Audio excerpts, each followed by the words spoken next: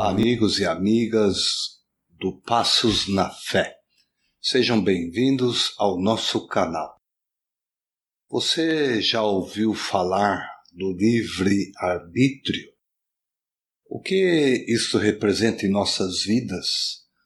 Quais as consequências de nossas escolhas? Pois é sobre este assunto que vamos conversar hoje. Vamos lá?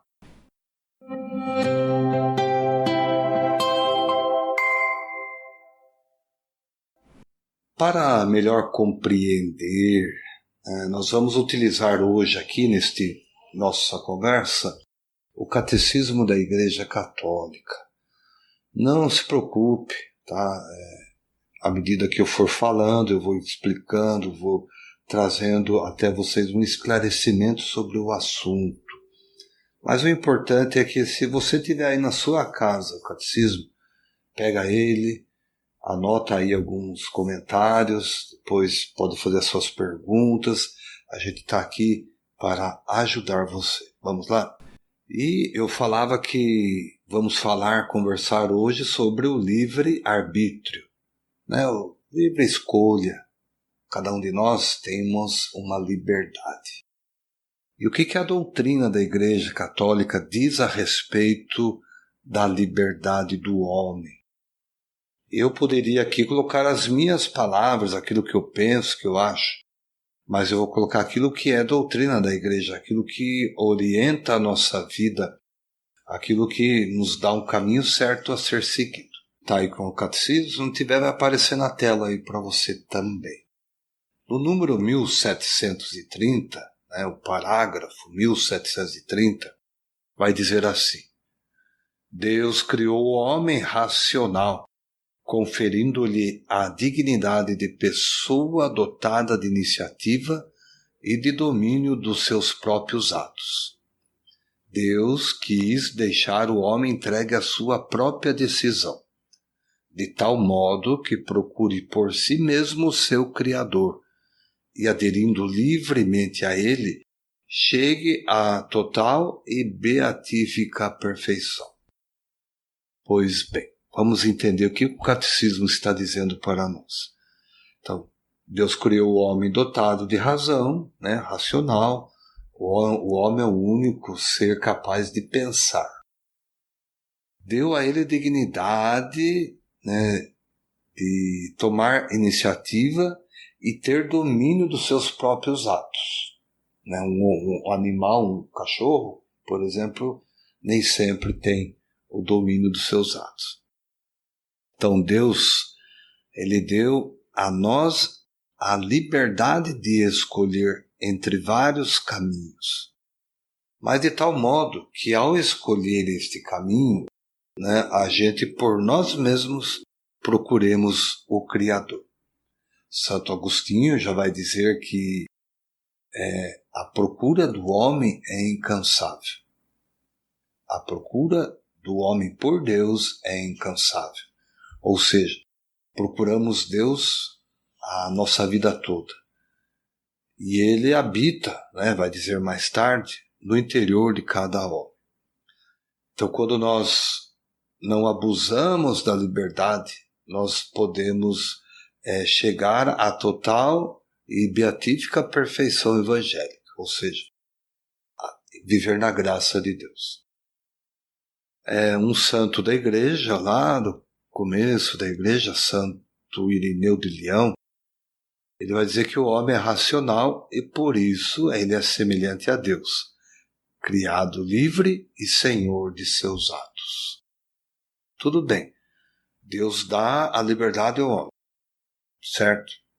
E o que o homem deve fazer com essa liberdade? O livre-arbítrio serve para quê? Então toda a liberdade tem uma responsabilidade. São duas coisas que andam juntas. Então o Catecismo, no parágrafo 1731, ele vai dizer assim: a liberdade é o poder, radicado na razão e na vontade, de agir ou não agir, de fazer isto ou aquilo, praticando assim por si mesmo ações deliberadas. Pelo livre-arbítrio, cada qual dispõe de si. Então o catecismo vai dizer assim, que a liberdade é no homem uma força de crescimento e de maturação na verdade e na bondade, e atinge a sua perfeição quando está ordenada para Deus, que é a nossa bem-aventurança. Pois bem, a liberdade é o poder de escolher, ou seja, de agir ou de não agir. Então está radicado na razão e na nossa vontade.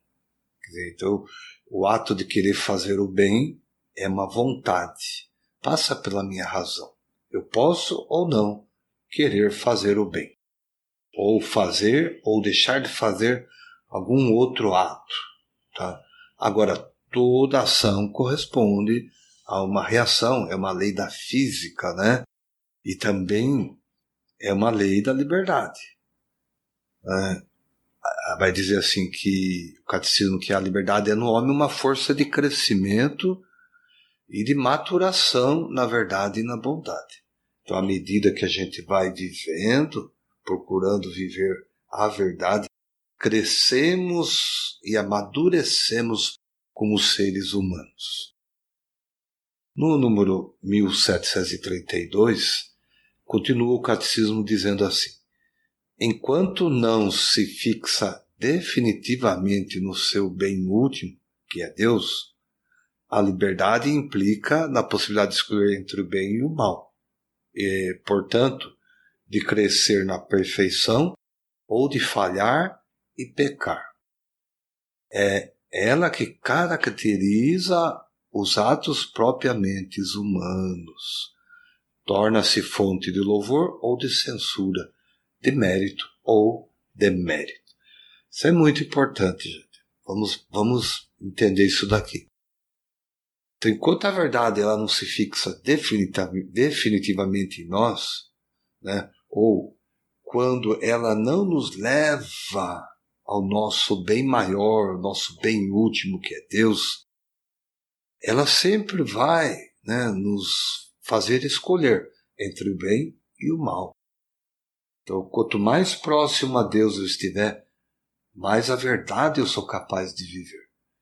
Em contrapartida, se eu me afasto, eu vivo uma vida sem Deus, o meu senso de liberdade ele é diferente. Ele pode me levar ao erro, ao pecado, né, à censura.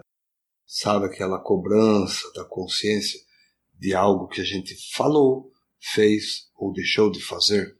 Pois é, tem tudo a ver com a nossa liberdade. Continua o catecismo dizendo assim: quanto mais o homem fizer o bem, mais livre se torna. Olha que fantástico, né? Quanto mais eu fizer o bem, mais livre eu sou. Não há verdadeira liberdade senão no serviço do bem e da justiça. Então, a opção pela desobediência e pelo mal é um abuso da liberdade e conduz à escravidão do pecado. Isso é fato, né? Todas as vezes que somos desobedientes, não procuramos viver a verdadeira liberdade de filhos de Deus, né? Procurando fazer o bem, a justiça. A gente vai pelo caminho do mal, da livre escolha, e nem sempre a nossa escolha é melhor, concorda? Quantas vezes, né, como São Paulo já dizia, quis fazer o bem e acabei fazendo o mal. Quer dizer, não escolhi direito. Não trabalhei muito bem essa questão da liberdade, né, interiormente. Então, se eu, né, tenho uma atitude para o bem, não há por que a consciência me acusar. Então o catecismo vai dizer exatamente isso. A liberdade, no número 1734, torna o homem responsável pelos seus atos, na medida que eles são voluntários. Então, por exemplo, o progresso da virtude, o conhecimento do bem e a ascese aumenta o domínio da vontade sobre os próprios atos. Ou seja,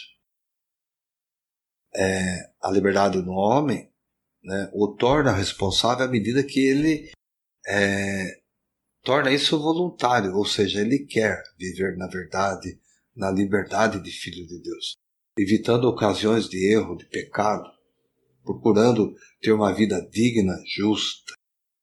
E à medida que a gente vai crescendo no conhecimento do bem, e a ascese, ou seja, esse contato com Deus, ele aumenta também o domínio da nossa vontade.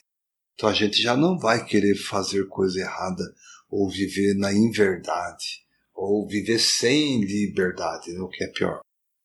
Agora, todo ato voluntário, ele tem uma imputabilidade, ou seja, o catecismo vai falar sobre isso. A imputabilidade e responsabilidade de um ato podem ser diminuídas e até anuladas. Olha que interessante. Então, pela ignorância, a inadvertência, por uma violência, ou por medo, ou por hábitos, ou afeições desordenadas e outros fatores psíquicos e sociais. Ou seja, né, o meu erro ele pode ser punido ou não, né, à medida, né, que eu haja, por exemplo, por ignorância. Eu não sabia, de fato, eu não sabia que aquilo era errado. Né? A partir do momento que eu sei, né, então vai dizer o catecismo que todo ato diretamente querido, esse sim é imputável ao autor. Então eu não posso, muitas vezes, ter consciência do ato que eu estou fazendo e dizer, eu não sabia. Né? Então eu estou me enganando e também querendo enganar a Deus.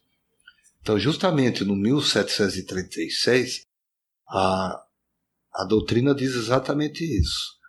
Todo ato diretamente querido é imputável ao seu autor. E ele vai citar assim dizendo, assim, depois do pecado de Adão no paraíso, o Senhor pergunta a ele, que fizestes? O mesmo fez com Caim. Assim também o profeta Natã ao rei Davi, após o adultério com a mulher de Urias e o assassinato deste. Então, uma ação pode ser indiretamente voluntária quando resulta de uma negligência relativa ao que se deveria ter conhecido ou feito. Por exemplo, um acidente de trânsito provocado por ignorância a respeito do Código de Estradas, por exemplo. Assim também um exemplo legal é uma criança, né? Ela também, enquanto não tem a razão ou o domínio dos seus atos, ela faz sem saber, ou seja, na ignorância. Então não tem como imputar uma criança, né, um erro cometido. Mas a partir do momento que ela toma consciência do que é certo, do que é errado, aí muda de figura. Assim somos nós. Se nós temos conhecimento de mandamentos, de leis, de normas, e por negligência, né, dizemos para nós ou para o trem que não sabíamos, enganamos-nos a nós mesmos. Tá? No número 1737, né, vai dizer assim, um efeito pode ser tolerado sem ter sido querido pelo agente. Por exemplo, o esgotamento de uma mãe à cabeceira do seu filho doente. O efeito mal não é imputável se não tiver sido querido, nem como fim, nem como meio do ato, como a morte sofrida quando se levava socorro a uma pessoa em perigo. Para que o efeito mal seja imputável, é necessário que seja previsível e que aquele que age tenha a possibilidade de evitar, como, por exemplo, no caso de um homicídio cometido por um condutor em estado de embriaguez. Tá? Então o catecismo está bem claro, né? Sabe aquela mãe que está cuidando do filho, chega uma hora e está exausta, né? Então ela desabafa, ela reclama. Né? Então o catecismo está dizendo assim, olha, a mãe está cansada, mas não foi um ato deliberado, é uma reação natural do corpo. Então não dá para imputar um erro aí propriamente. Por outro lado, se tem um motorista embriagado, ele atropela uma pessoa, comete ali um homicídio, aí sim, houve a negligência da parte dele, que ele infringiu normas, leis, ele sabia, né, que aquilo era errado, que a sua ação, a sua atitude é errada. Então ele deve ser punido por isso, tá, com as leis. Então a liberdade exercita-se nas relações entre seres humanos. Toda pessoa humana, criada à imagem de Deus e à sua semelhança, olha que interessante isso, tem o direito natural de ser reconhecida como livre e responsável. Então, todos, né, devem a todos este dever do respeito. Continua no 1738. O direito ao exercício da liberdade é uma exigência inseparável da dignidade da pessoa humana, nomeadamente em matéria moral e religiosa. Este direito deve ser civilmente reconhecido e protegido dentro dos limites do bem comum e da ordem pública. Ou seja, o que a Igreja está dizendo é que todos nós temos o direito à liberdade. Quando ela é rompida, quando ela é proibida, né, isso tem outros nomes, né? Então nós temos que entender os limites, onde começa, onde termina a liberdade minha e começa a liberdade do outro. E há na sociedade, né, as leis também, né, dos homens que delimitam, né, essas questões do que é dever, né, do que é direito de cada cidadão, de cada cidadã. Então a Igreja diz que é direito, esse direito deve ser civilmente reconhecido e protegido dentro dos limites do bem comum. Muito bom isso, né? Agora, tudo bem, nós vivemos o livre-arbítrio, nós vivemos uma sociedade, e nem sempre é fácil, né? Vamos falar a verdade.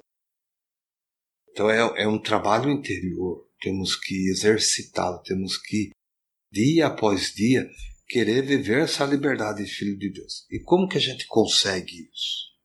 Tá? Então, a liberdade na economia da salvação é o número 2 desse artigo que estamos lendo. O número é o 1739. Vai dizer lá, liberdade e pecado. Então, a liberdade do homem é finita e falível.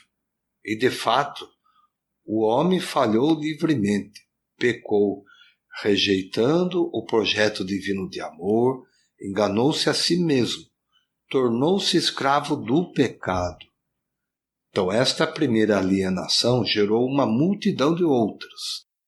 A história da humanidade, desde as suas origens, dá testemunho de desgraças e opressões nascidas do coração do homem como consequência de um mau uso da liberdade. Isso é fato, né? No relacionamento humano, mais próximo, né? No trabalho, na sociedade, entre países, né? Toda vez que a gente rompe o limite das liberdades, com certeza o mal surge disso tudo. O catecismo continua dizendo ainda, ameaças à liberdade, né? Então, o exercício da liberdade não implica o direito de tudo dizer e fazer. Olha, isso é importante. Eu achar que a verdade, né, ou a liberdade minha, é o que deve prevalecer. É falso pretender que o homem, sujeito da liberdade, se basta a si mesmo, tendo por fim a satisfação do seu próprio interesse. Ou seja, no gozo dos bens terrenos. Quer dizer, o que importa é a minha liberdade. Se meu irmão está em dificuldade, se meu irmão não tem a liberdade de vida, não é problema meu. Bom, por outro lado, as condições de ordem econômica, social, política e cultural, elas são requeridas para um justo exercício da liberdade, ou seja, a política para o bem comum, que promova a liberdade e dignidade da pessoa humana. Infelizmente, vai dizer o catecismo, são com demasiada frequência desprezadas e violadas. Então, estas situações de cegueira e de injustiça abalam a vida moral e induzem tanto os fracos como os fortes na tentação de pecar contra a caridade, afastando-se da lei moral.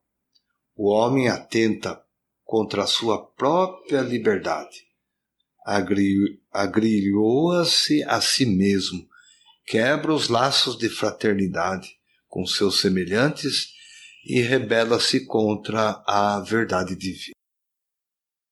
Então, toda vez que a liberdade é ameaçada, a gente vai sempre passar o limite do outro. Vamos desrespeitar, a sua dignidade humana, a dignidade moral, a sua dignidade como filho e filha de Deus. Então é preciso trabalhar essas questões morais, essas questões religiosas, essas questões do bem comum dentro do nosso coração. E, por fim, a libertação e salvação. Então, pela sua cruz gloriosa, vai dizer o número 1741 do Catecismo da Igreja Católica, Cristo obteve a salvação de todos os homens. Cristo, vai dizer lá em Gálatas 5:1, foi para a liberdade que Cristo nos libertou. Ele nos resgatou do pecado, de toda forma de escravidão. Nele nós comungamos na verdade que nos liberta. Foi-nos dado o Espírito Santo, e como ensina o apóstolo Paulo, onde está o Espírito, aí está a liberdade. Já desde agora nos gloriamos de viver na liberdade dos filhos de Deus. E a liberdade também está relacionada à graça, Então a graça de Cristo não faz concorrência de modo nenhum à nossa liberdade. Pelo contrário,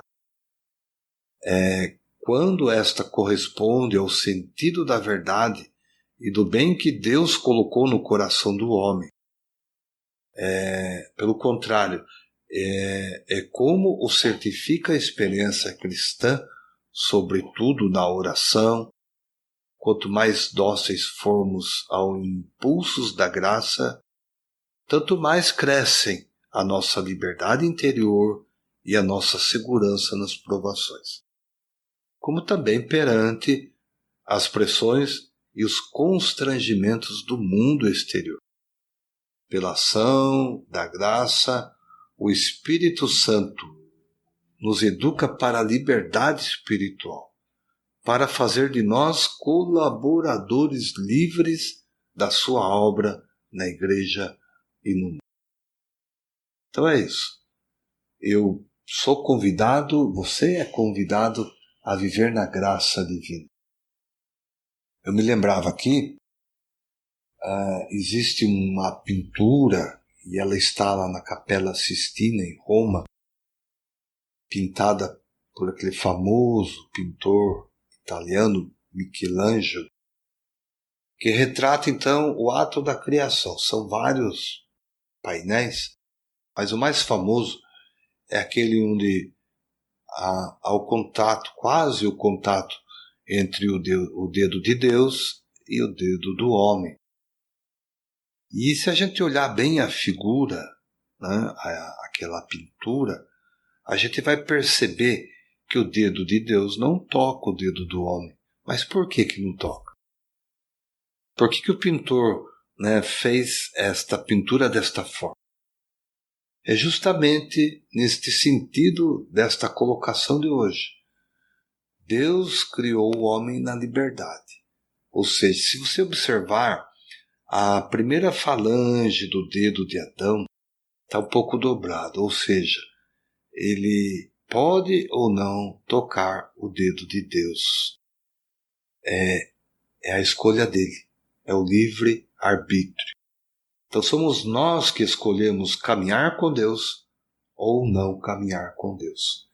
É minha livre escolha, é sua livre escolha de ter uma vida de liberdade, de tocar o dedo de Deus, de se aproximar de Deus, de querer viver um cristianismo, né, pautado na liberdade e na verdade. A liberdade interior, a busca, né, da paz interior. Se aproximamos de Deus, quanto mais perto dele tivermos, maior será a nossa liberdade. Contrapartida, enquanto nos afastamos de Deus, diminui em nós o senso de liberdade. Nos tornamos escravos dos nossos erros, dos nossos pecados. Então é isso. Espero que este conteúdo tenha ajudado um pouquinho você a crescer na fé. Deixe seu comentário, deixe aí o seu joinha, o seu like, inscreva-se no canal, ajude-nos a chegar a mais e mais pessoas, porque o nosso objetivo é que você viva melhor a sua fé. Um forte abraço, Deus abençoe a sua vida. Fique com Deus.